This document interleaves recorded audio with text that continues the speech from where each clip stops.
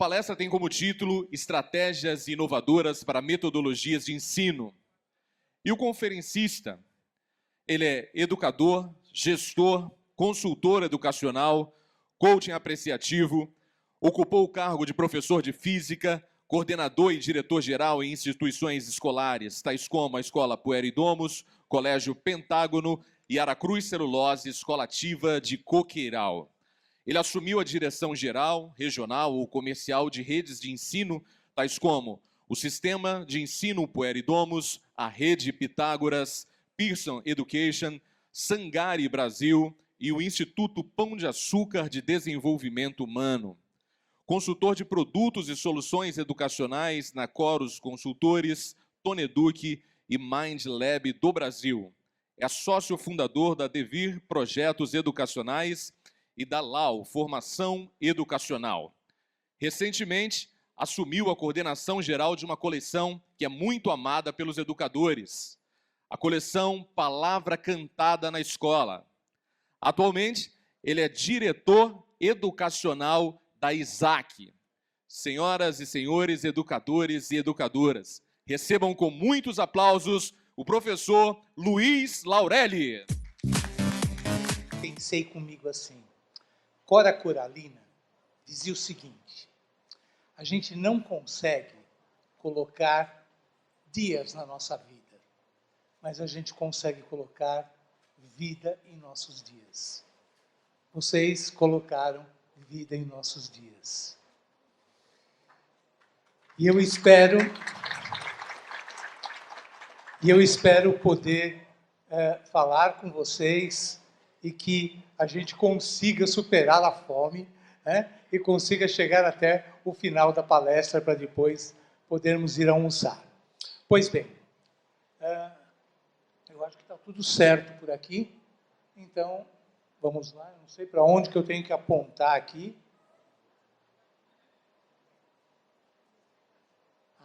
Aqui.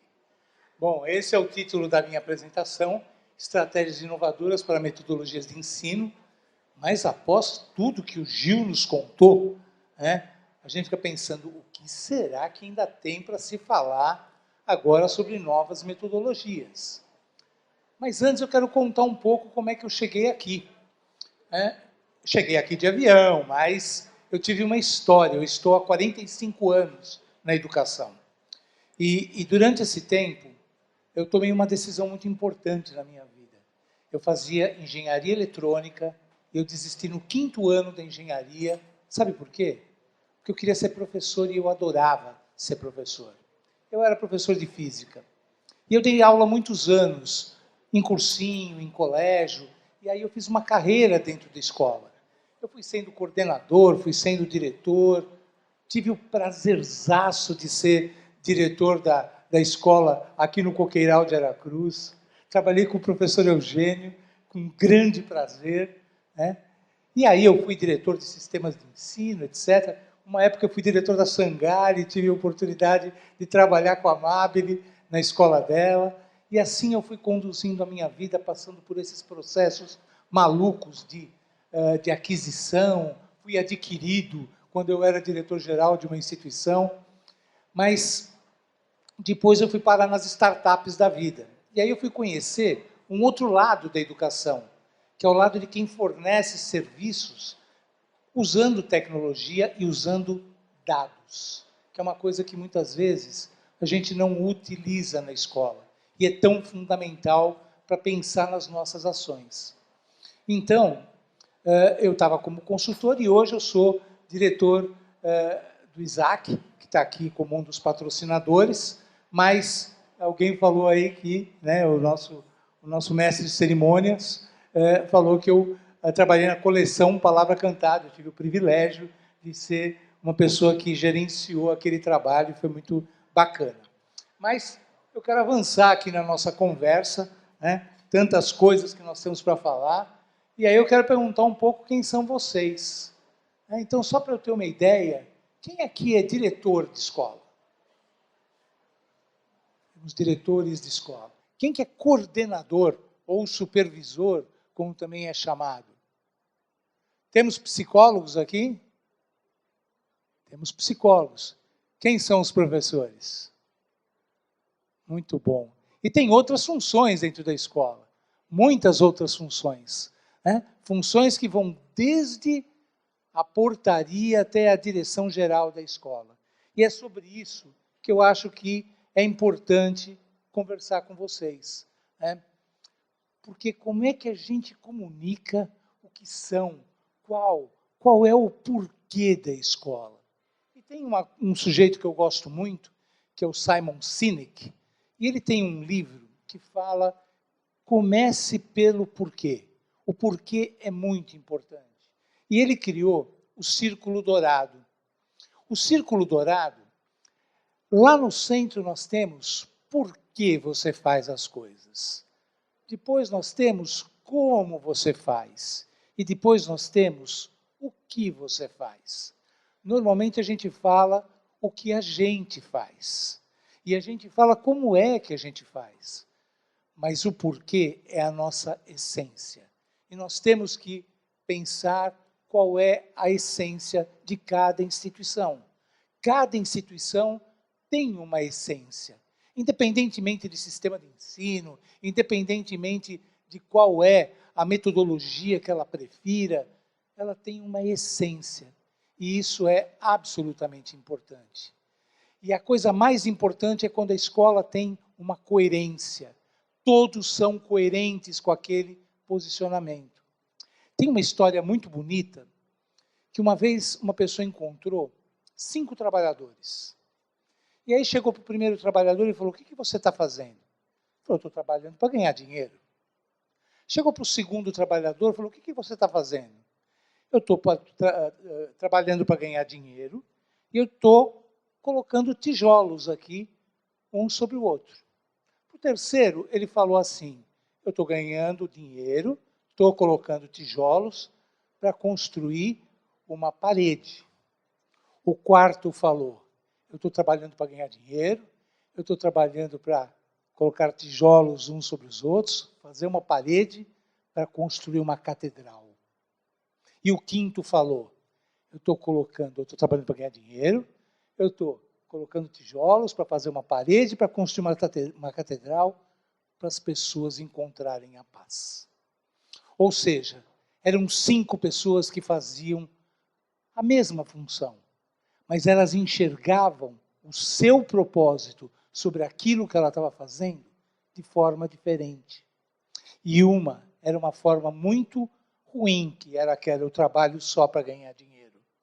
E a outra que era, eu trabalho para que as pessoas possam conseguir ter um lugar para encontrar a paz, era uma forma mais nobre. Hoje, quem trabalha em escola é para ter essa forma mais nobre de trabalho. A escola é o lugar privilegiado para se trabalhar.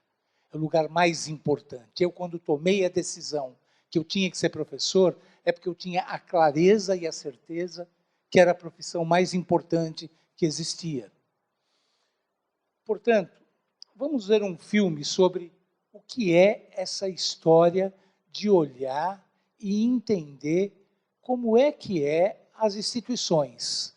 Porque instituições, de uma maneira geral, escola ou não, ela tem pessoas que trabalham para conquistar outras pessoas ou para ensinar outras pessoas e, muitas vezes, especialmente na escola particular, a gente diz, nós temos clientes dentro dessas escolas. E é uma palavra que às vezes a gente se incomoda, né, com a palavra cliente. Mas eu queria que vocês olhassem uma propaganda e vissem que interessante que é isso aqui.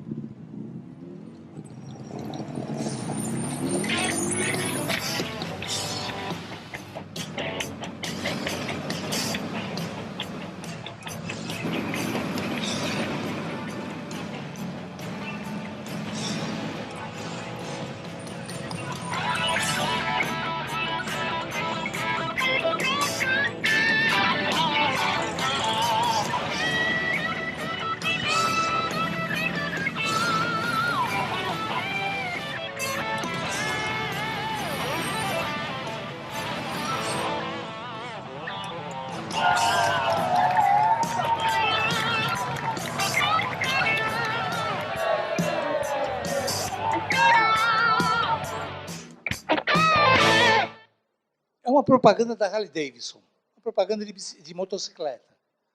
Dizem os entendidos que a Harley Davidson não é a melhor motocicleta. Porém, existe uma legião de pessoas que utilizam a Harley Davidson.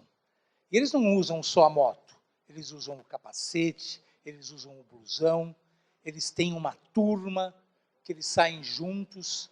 Vocês viram como é que foi feita o acolhimento para o cara que queria comprar uma moto? Todos acolheram e, ao saírem juntos, eles fizeram uma grande confraternização. Isso é escola. A escola é o lugar das relações.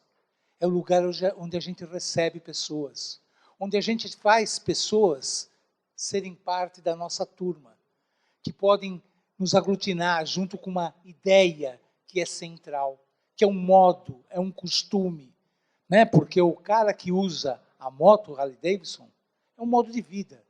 E as nossas escolas iniciam as pessoas no seu modo de vida.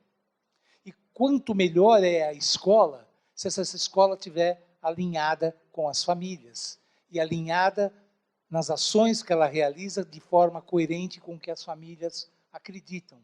Então, essa sintonia é absolutamente fundamental. Eu estou começando por aí, poxa, mas você veio falar de novas metodologias?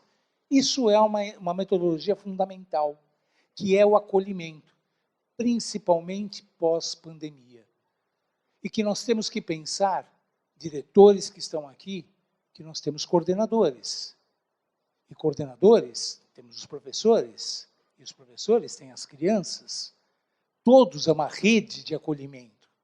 E é fundamental que todos estejam nessa mesma sintonia.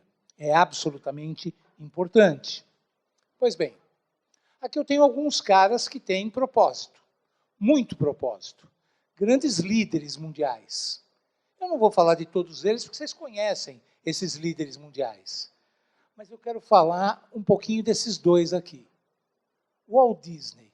O Walt Disney começou a vida dele com um pântano e um rato. É o que ele tinha. O desenho de um rato e um pântano. E ele criou um mundo de ilusão e fantasia e hoje leva milhões e milhões de pessoas para Disney World. Esse cara tinha um sonho e ele tinha uma qualidade, ele tinha uma competência. Entretanto, ele foi demitido do primeiro emprego dele porque consideraram que ele não tinha criatividade. E ele foi uma das pessoas mais geniais que existiu na história da humanidade. Esse aqui todo mundo conhece, Martin Luther King. E ele aglutinava milhões de pessoas. E ele não aglutinava por ele. Ele aglutinava pelas ideias que ele tinha. As pessoas iam aos milhares atrás dele por causa do conceito da igualdade, do conceito de equidade, do conceito que todos temos pele com cor diferente, mas somos iguais. E ele lutou por isso, e ele fez disso muita gente ir atrás dele. Então, a primeira grande questão é, a escola tem que ter propósito, e esse propósito tem que ser coerente, e todas as pessoas dessa instituição têm que agir de forma coerente com isso. Se um porteiro vê duas crianças brigando, ele tem que fazer uma intervenção. E essa intervenção tem que ser no mesmo jeito que a coordenadora faria, que o professor faria, porque essa escola tem uma coerência. Então, Muitas vezes a gente fica procurando coisas tão grandes para serem feitas, e a primeira delas, e a mais importante, na minha visão, e mais fundamental, é a coerência pelo seu propósito. Pois bem, indo à frente, eu poderia falar dos líderes espirituais. Quando a gente pensa no Papa Francisco, eu não vou falar de todos eles, mas quando a gente pensa, por exemplo, no Papa Francisco, ele fez uma revolução na igreja. Ele foi um CEO, ele era o CEO da igreja. Ele entrou num momento em que o Papa anterior estava vivendo uma vida muito dura, porque tinha crise de corrupção dentro da igreja, porque tinha problema de pedofilia, porque tinha inúmeros problemas. E ele teve que enfrentar esses problemas. Ele teve que unir as pessoas em torno da fé. E em torno da fé que era o princípio daquilo para qual ele representava. Ele foi falar com líderes mundiais, ele foi falar com muita gente. E ele fez da sua residência, do seu modo de vida, coisas simples, coisas que não eram com suntuosidade. Ele foi atrás da coerência daquilo que era pregado pela religião dele. E assim eu poderia ficar falando aqui durante muito tempo de muitos líderes. Na educação, aqui tem os preferidos de muita gente aqui. Tem gente que olha para alguns e fala, esse aí é o meu preferido. Né? Eu queria destacar essa senhorinha aqui. Vocês sabem quem é essa senhorinha, né? Sabem quem é? Eu não ouvi. Quem é aquela senhorinha? Aquela senhorinha é Maria Montessori. A Maria Montessori foi a primeira médica da Itália. E ela foi a segunda médica da Europa. E ela tinha uma base conceitual que ela ajoelhava para falar com as crianças. Sabe por quê? Ela queria olhar no olho das crianças. Ela queria estar no mesmo nível das crianças. E isso fez com que ela criasse materiais pequenininhos, mesinhas, cadeirinhas, para que tivesse a adaptação àquilo tudo que eram as crianças. Quantos espaços a gente tem hoje na escola e que a gente não utiliza com intencionalidade pedagógica? Espaços que podem ser incríveis, mas a gente utiliza somente como um corredor, um espaço de passagem. E todos os espaços têm que ter uma intencionalidade. Então eu defendo que a intenção é a pedagógica. E aí eu crio para que eu possa mostrar e ter resultado educacional a partir dos espaços que eu utilizo. Sejam eles os mais sofisticados ou não. Às vezes coisas muito simples. É claro que aqui eu tenho pessoas absolutamente geniais. Eu poderia ficar falando horas de Piaget, horas de Paulo Freire e assim por diante. Mas são líderes que arrastaram muita gente e que continuam arrastando muita gente pelos seus ideais. Pois bem, a gente está atravessando um contexto de muitas mudanças. Aqui já foi falado isso de forma muito efetiva, hoje e importante. Né? E nós temos uma escola pré-pandemia e nós temos uma escola pós-pandemia. Aquela escola pré-pandemia era a escola do mundo previsível. Era aquela escola do mundo das engrenagens, que tudo tem que funcionar como uma engrenagem. A escola foi constituída assim. A escola que vem lá da Revolução Industrial, né, que foi feita para aqueles indivíduos que tinham que ser repetidores. Hoje eu ouvi uma frase e fez eu pensar em outra. Antigamente precisava-se de mão de obra, e hoje a gente precisa de cérebro de obra. Né? Então, nessa medida, tinha uma escola que era aquela. E tem uma escola que a pandemia fez aparecer que é como um organismo vivo, ou seja, os organismos dentro da instituição são interdependentes. A criança, quando nasce, ela é dependente. Uma escola, quando nasce, ela é dependente. Quando ela começa a ficar na maturidade, ou na adolescência, ela quer a independência. Muita escola quer a sua independência como qualquer adolescente. E na independência, quando a gente quer ser independente, o que a gente busca? A competição. é bélica a competição. As escolas competem entre si. Só que eu estou falando da maturidade. Quando a gente chega na maturidade, a gente chega no plano da interdependência. Ou seja, esse sindicato que está aqui, o SINEP, ele não está lutando por uma escola. Ele está lutando por todas as escolas. A Amabile, quando veio falar para a gente, ela falou, pessoal, nós temos 41 mil escolas particulares. E não sei quantas tantas que são redes públicas. E quando se pensa no trabalho da FENEP, não está se pensando para cada sindicato, está se pensando para o conjunto das escolas. Ou seja, é a interdependência. Porque o sistema, ele sobrevive, um organismo vivo sobrevive, se ele for interdependente. Se o fígado não estiver bem, o corpo vai sofrer porque o fígado não está bem. Pois bem, as aulas nas escolas de vocês devem ser muito diferentes do que eu vou mostrar. Ou pode ser que já sejam como o Gil mostrou aqui. Eu não sei como é que elas são. Mas tinha uma escola que era essa. Né? Vocês lembram dessa escola aqui? Que era um mundo fechado, protegido. Essas figuras são de um texto, de um livro chamado Cuidado Escola.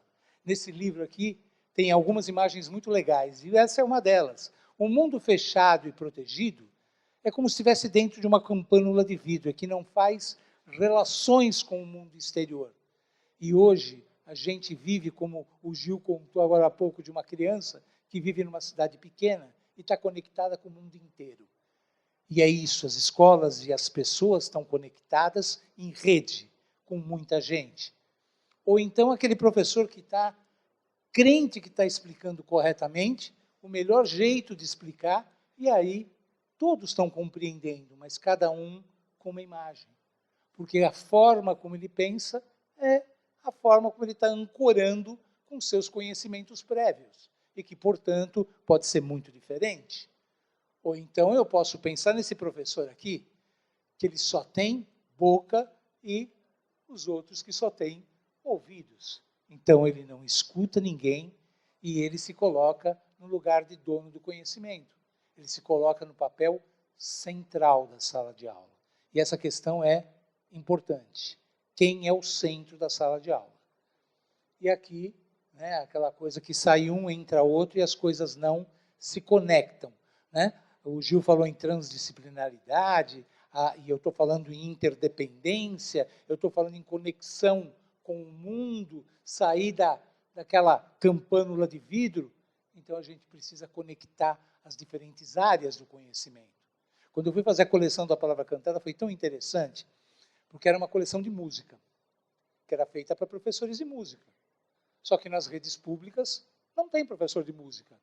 Então como é que se trabalha uma coleção de música se não tem professor de música? Aí nós pensamos, mas eles adoram as músicas da Palavra Cantada. Então, vamos fazer 3 pilares. Um pilar que é a música, um pilar que é corpo e movimento, e o outro pilar é conexões com a BNCC. Porque qualquer música que tem lá, dá para fazer conexão com a BNCC. Né? Seja a água, o tema, seja transporte, seja a sopa do neném, dá para fazer conexão com muitas coisas do conhecimento. Então, é buscar esse conhecimento integrado, esse conhecimento maior. Essa escola das engrenagens é assim, né? Quer dizer, você tem lá, tome os seus lugares e só tem um que tem isso. E nós estamos vivendo num mundo que é cada vez mais flexível.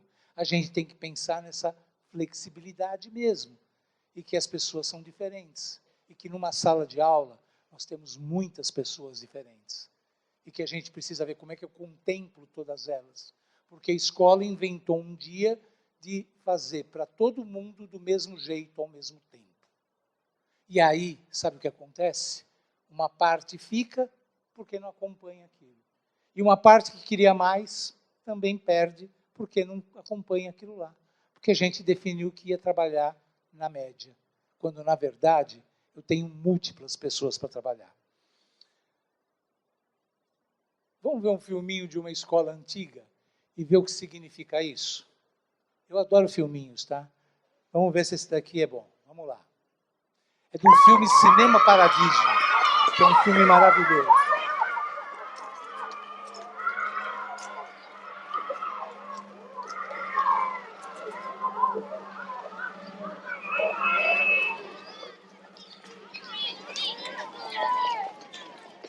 A me. A com'è può fottere, non a me. Prenditi un pezzo di carta e vai a fare un carabiniere. Disgraziato! Certo sei!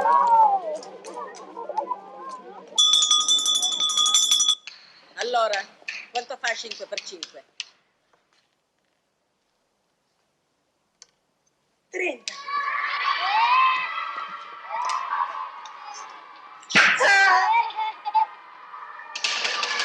Silenzio! Colonnina del 5, testa di scecco. 1 per 5, 5. 2 per 5, 10. 3 per 5, 15. 4 per 5, 20. 5 per 5? 40.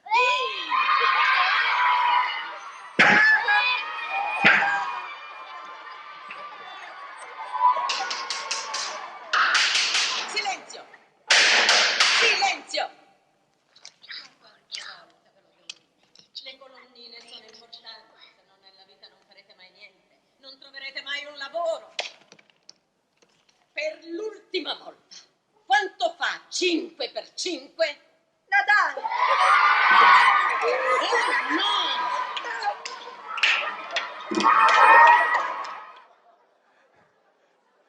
Esse filme, quem não assistiu não pode deixar de ver. Chama Cinema Paradiso. É um filme lindo, né, em que o Totó, que é aquela criança que mostra o livro com a árvore de Natal, é o protagonista da história, e ele volta para a cidade natal dele, porque faleceu a pessoa que passavam os filmes na cidade, e que ele era fascinado por aquilo. E essa história é muito interessante. Nessa sala de aula, você percebe que tinha uma criança com a cabeça baixa e com as mãos na cabeça. Ele estava morrendo de medo. Ele morria de medo de ser chamado, ele morria de medo de... Ele já estava num mundo totalmente à parte. Agora, o menino que estava respondendo a tabuada e estava errando, quando o outro mostra a árvore de Natal, parece tão óbvio para nós, mas aquilo não tinha significado para ele. Ele não conseguia fazer essa conexão que ele estava falando da tabuada e a árvore de Natal representava o 25. Ele não tinha essa conexão. E as crianças, às vezes a gente acha que eles têm essas conexões. E nem sempre eles têm essas conexões. Por isso que a gente precisa achar outras maneiras para trabalhar com eles. Porque eles são diferentes. E muito diferentes. Pois bem, indo à frente. Então, tem escola que vive como engrenagem e tem escola que vive como um organismo vivo. Cada um pode fazer a reflexão do quanto a sua escola está vivendo como uma engrenagem e quanto ela está vivendo como um organismo vivo. Né? Porque tem o sinal, todos entram na hora que bate o sinal, o bimestre, o semestre, o tempo da aula, o ciclo anual. A gente tem um ciclo exatamente quando ela foi criada, que era a Escola Fabril. A Escola Fabril era para repetidores. Hoje não é mais a escola para repetidores. Hoje a escola é para outra coisa. O mercado precisa de outras pessoas. Pois bem, então a gente precisa pensar como é que a gente muda o status quo para soluções mais inovadoras. E aqui eu poderia ficar falando muito sobre coisas que vocês já ouviram falar. Eu não quero ficar repetindo coisas que vocês já conhecem. Eu quero falar uma coisa diferente. Mas eu preciso passar por isso. Né? Porque alguém falou, o primeiro passo é colocar o aluno no centro do processo e pensar em metodologias ativas. Metodologias ativas, eu poderia dizer, bom, eu tenho algumas possibilidades. Estudo de caso é uma possibilidade, aprendizagem entre pares, né? Trabalhar com times, né? Team-Based Learning, né? Que é o TBL, sala de aula invertida, que muitos de vocês já devem usar, aprendizagem baseada em projetos ou problemas. Quer dizer, cada um desses temas aqui eu poderia discutir amplamente, né, falando que o aluno no centro é pensando em tirar o lugar do professor como protagonista, porque ele passa a ter um outro papel, e o aluno passa a ser o objeto, a pessoa que eu dedico toda a minha atenção. Aí eu tenho o professor como mediador, a problematização da realidade, a reflexão, o trabalho em equipe, enfim, são várias coisas para se fazer com essas metodologias ativas. E quando você tem, por exemplo, o estudo de caso, você aumenta o repertório, você investiga, você o envolve no processo, você vai dar vida à teoria e teoria à vida. Isso é uma maneira. Estudo de caso é um jeito interessante. Um outro jeito interessante é trabalhar com pares, porque aí a ideia central é ser colaborativo, é o compartilhamento. Porque nós temos num grupo diferente, nós temos um estoque de conhecimento. É um estoque. Se eu for somar o conhecimento que nós temos nessa sala, a gente tem um conhecimento incrível.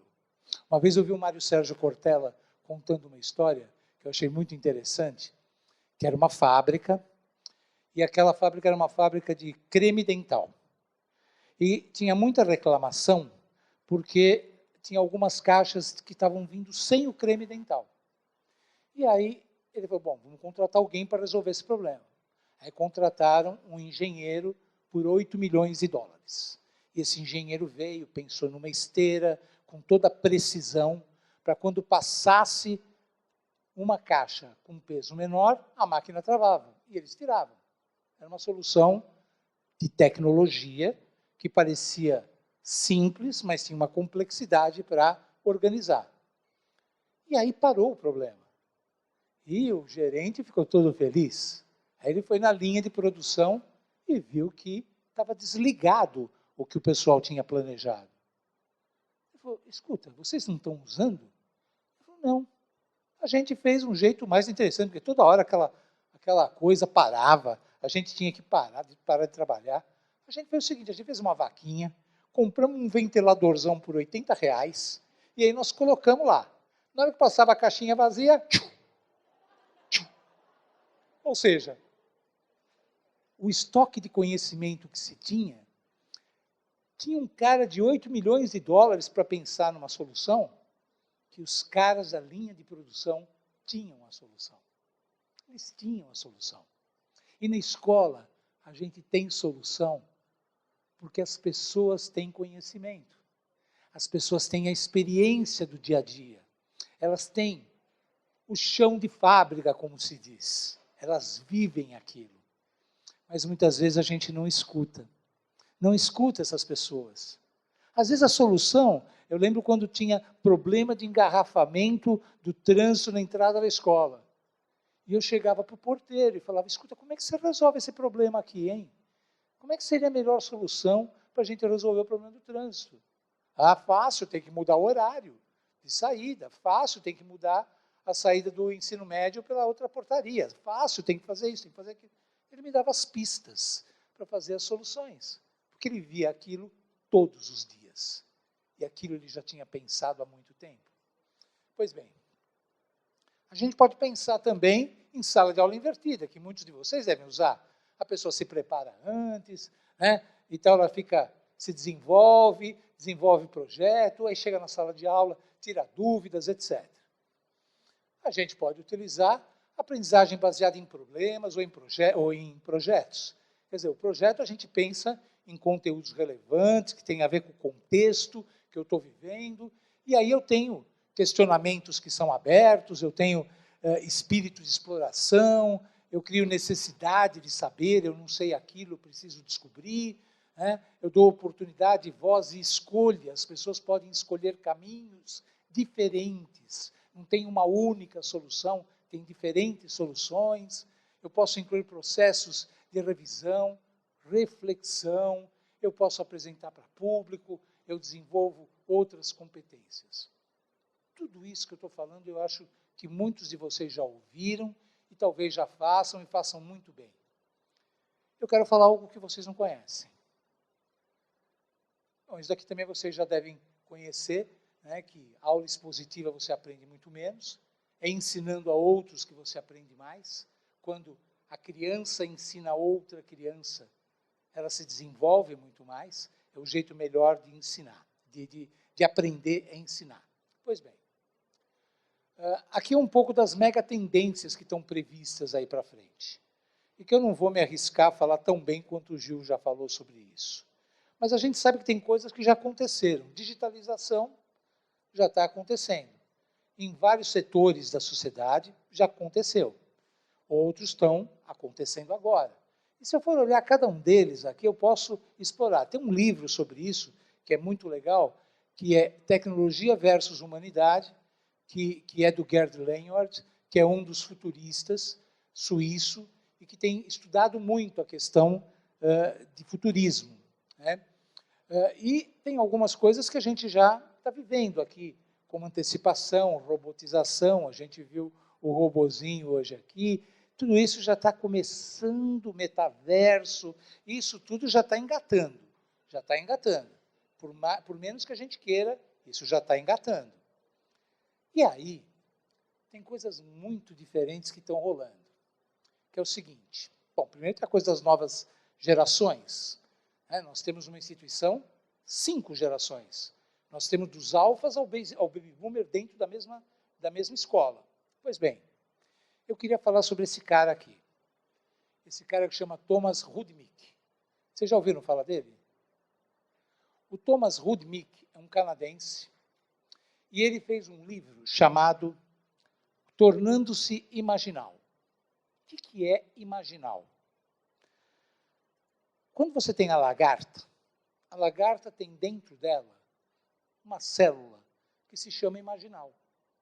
Essa célula, ela vai cavando para estourar o casulo. Porque ela tem o design inicial do que vai ser a borboleta. Isso é uma transformação. Transformação é quando você sai de um estado, que é lá a célula que estava dentro do casulo, para virar uma borboleta. Esse sujeito que faz isso se chama imaginal.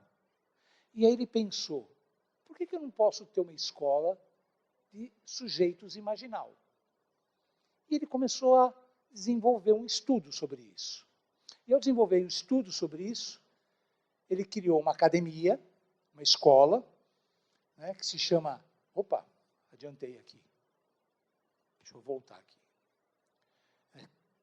Que é aqui a Academy and College, né, ele é a Masters Academy and College, que é em Alberta, no Canadá. E ele pensou em chegar numa transformação tão radical que mudava o sistema todo de ensino.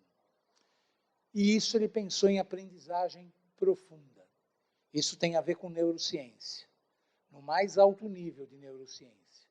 Mas ele pensa em criatividade e inovação. E por isso ele pensou num instituto, que é um instituto de aprendizagem profunda, que é um ecossistema de soluções para transformar a educação. E ele criou um modelo que eu queria contar para vocês. Porque tem coisas que a gente vê, a gente fala, uau! A palestra do Gil, acho que deixou todo mundo assim, né? Uau! Como é que eu faço esse negócio? Né? Como é que eu chego nisso? Aqui talvez eu dê uma pista de como é que a gente pode caminhar mais passos para atingir outras coisas. Vamos ver. Ele criou um modelo que se chama I-Cubed I3, onde a gente tem o I elevado a zero, os matemáticos aqui sabem que I elevado a zero é igual a 1, a gente tem o I à primeira, o I ao quadrado e o I à terceira. São 4 quadrantes diferentes.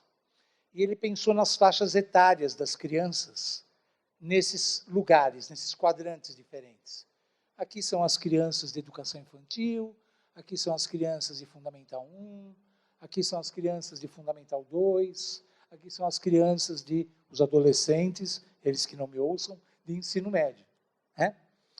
E ele falou, bom, a primeira parte do trabalho é conduzir de acordo com o futuro, é integrar, é manter o equilíbrio na caixa.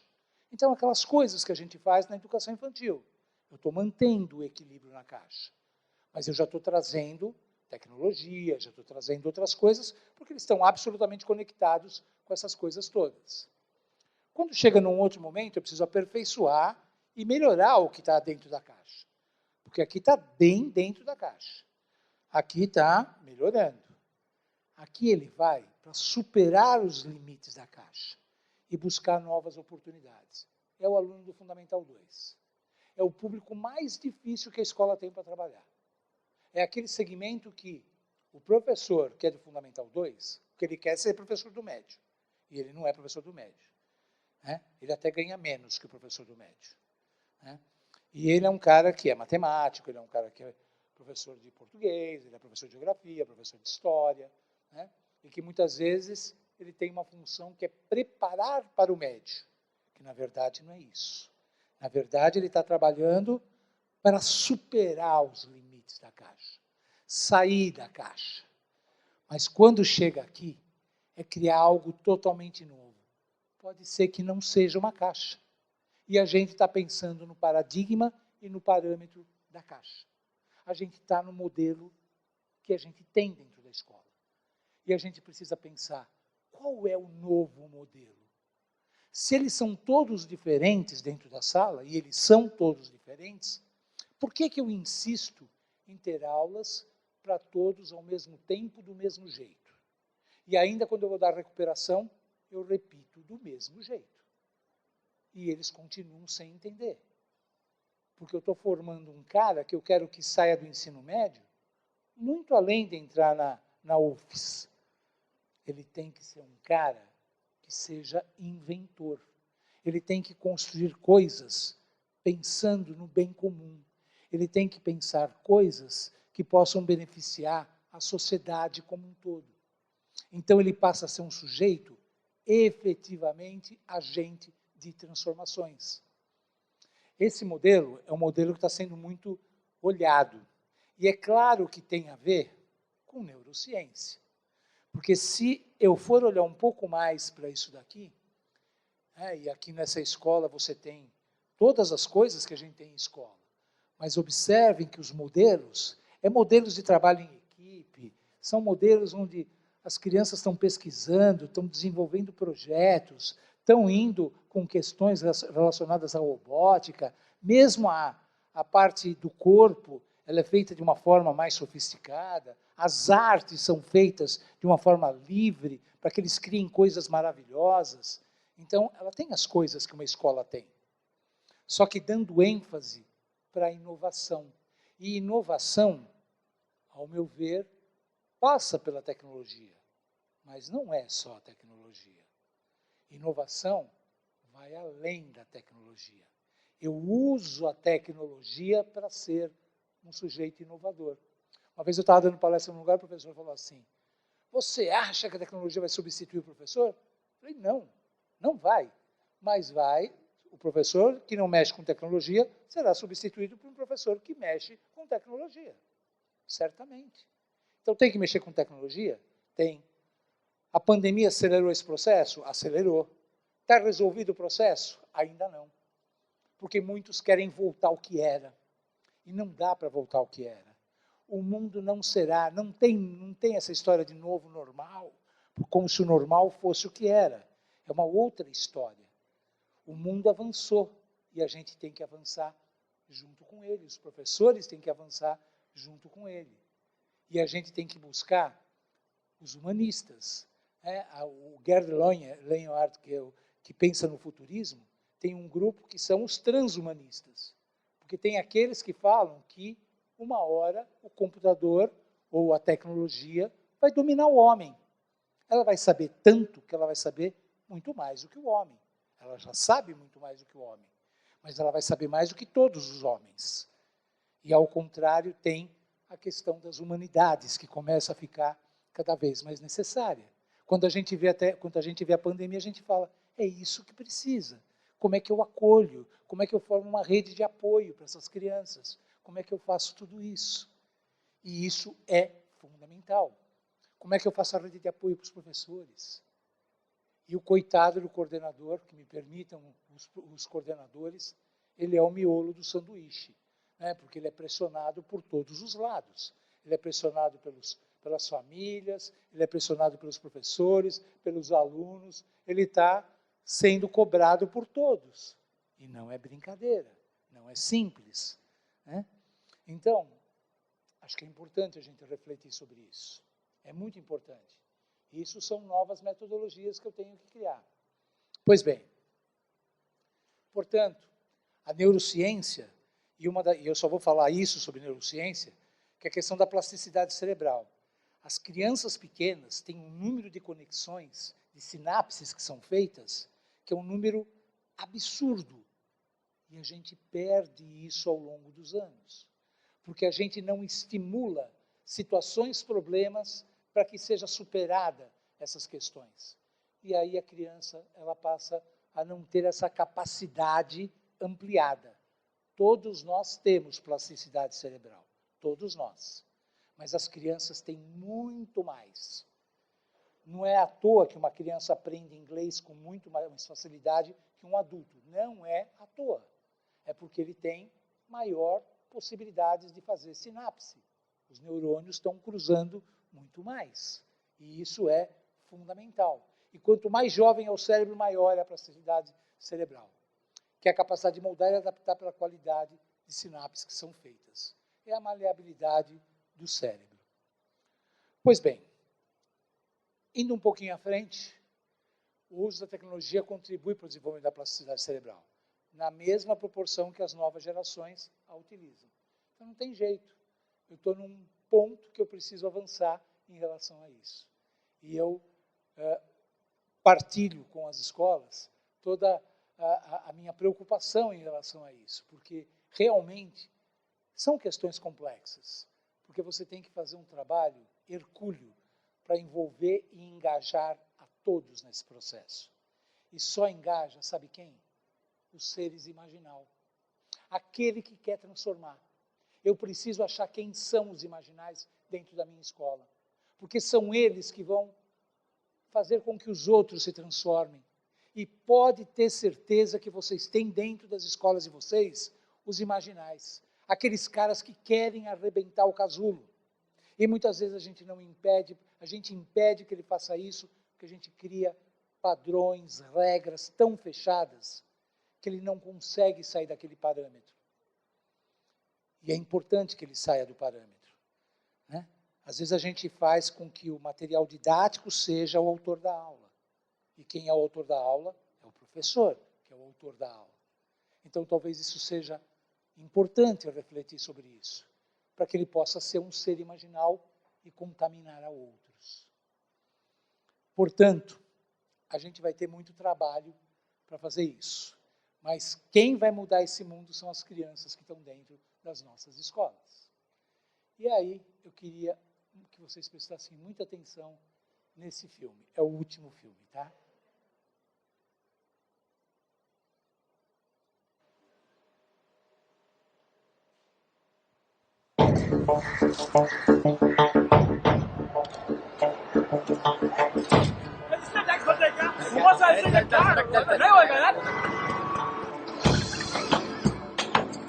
Sir आपके लिए उस पार कार का इंतजाम किया है सर आइए सर चल चल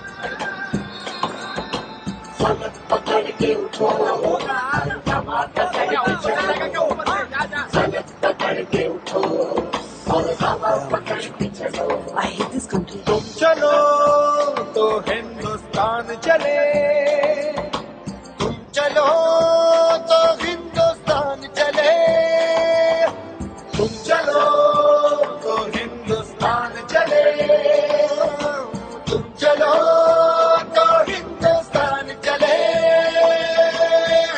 लगा हाथ के सूरज सुबह निकाला करे हथेलियों में भरे धूप और उछाल करे ओ लगा हाथ के सूरज सुबह निकाला करे हथेलियों में भरे धूप और उछाल करे उफक पे पाँव रखो और चलो अकड़ के चलो उफक पे पाँव रखो और चलो पकड़ के चलो फलक पकड़ के उठो और हवा पकड़ के चलो फलक पकड़ के उठो और हवा पकड़ के चलो तुम चलो तो हिंदुस्तान चले तुम चलो तो हिंदुस्तान चले हिंदुस्तान चले चलो. Nós tínhamos aí um problema complexo. Aquela árvore no meio do caminho que ninguém podia passar. E todos paralisaram para resolver o problema complexo, com exceção de uma criança. Uma criança que pensou, eu sou capaz. Ele é um ser imaginal. Ele falou, eu vou lá, eu vou tirar essa árvore daí. E quando ele foi, o que ele fez? Ele começou a fazer muita força e começou a juntar outras crianças. Os primeiros foram as crianças. E eles se divertiam, eles riam. Começou a chover e eles estavam se divertindo porque eles queriam tirar a árvore daquele lugar. Eles acreditavam que eles iam tirar a árvore do lugar. E o que aconteceu? Adultos foram atrás das crianças. E começaram a se mobilizar. Foi a mobilização a partir do serzinho imaginal que estava lá e que começou a empurrar aquela árvore. E o que aconteceu foi que eles tiraram a árvore do lugar. É a partir de um ser imaginal que a transformação acontece. E transformação não é mudança. Transformação é além da mudança. Se eu fizer uma bariátrica ou usar uma peruca, eu fiz uma mudança no meu visual. Mas a transformação é eu mudar o meu paradigma, é eu mudar o meu modo de ver as coisas. E para isso eu preciso ter pessoas que ajudem a empurrar os outros, porque muitos seres imaginais estão calados dentro das escolas. E nós teremos que fazer com que eles surjam, apareçam. E aí, o que vai acontecer é esse texto que eu quero mostrar para vocês. Opa, passou.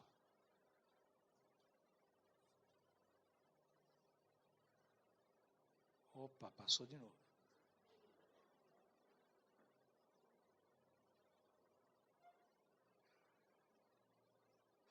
Ué, o texto saiu daí?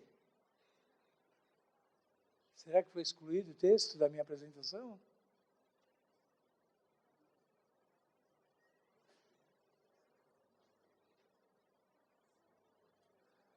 Ele não está mais na minha apresentação, mas não faz mal, eu vou contar o texto. Eu vou contar.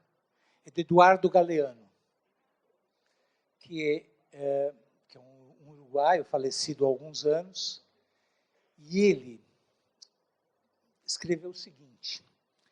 É um texto que chama O Mundo. Está no Livro dos Abraços, esse texto. Tá? E se vocês procurarem na internet O Mundo, vocês vão encontrar esse texto.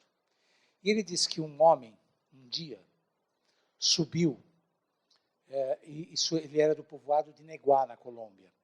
E ele subiu aos céus. E do céu, ele olhava as pessoas na terra. E ele começou a perceber que as pessoas eram foguinhos. E tinha foguinhos de todos os tamanhos, de todas as cores.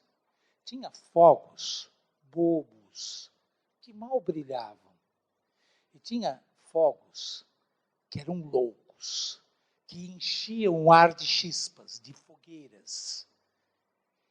E aí, esses fogos loucos iluminavam o mundo, e o mundo era iluminado por esses fogos, que são os seres imaginais. E eu quero dizer para vocês que o meu desejo é que vocês possam descobrir o ser imaginal que tem dentro de vocês.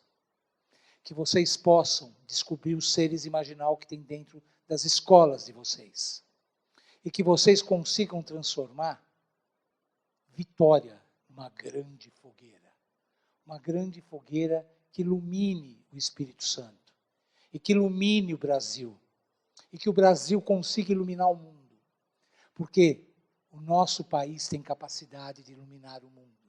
Nós temos tudo para isso.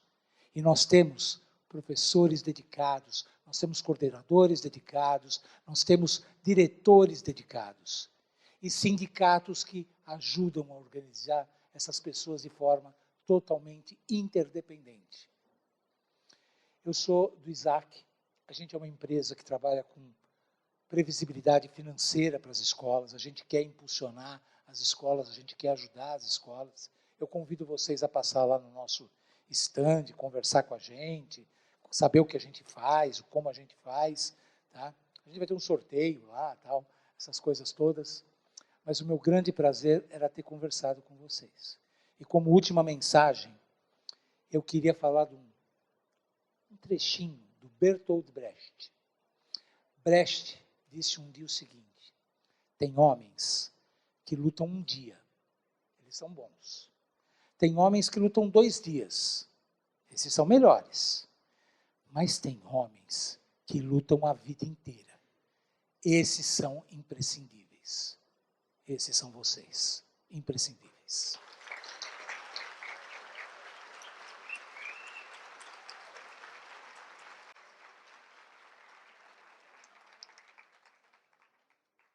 Professor Lauro, um instante, um instante. Aguarde um instante, porque o senhor já trabalhou aqui no Espírito Santo, conhece bastante sobre a natureza dos afetos dessa gente capixaba, e eu quero convidar essa gente capixaba que está diante do professor a tatuar uma lembrança emotiva muito especial no coração do professor Lauro.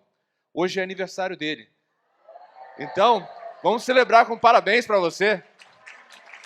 Parabéns para você nessa data querida.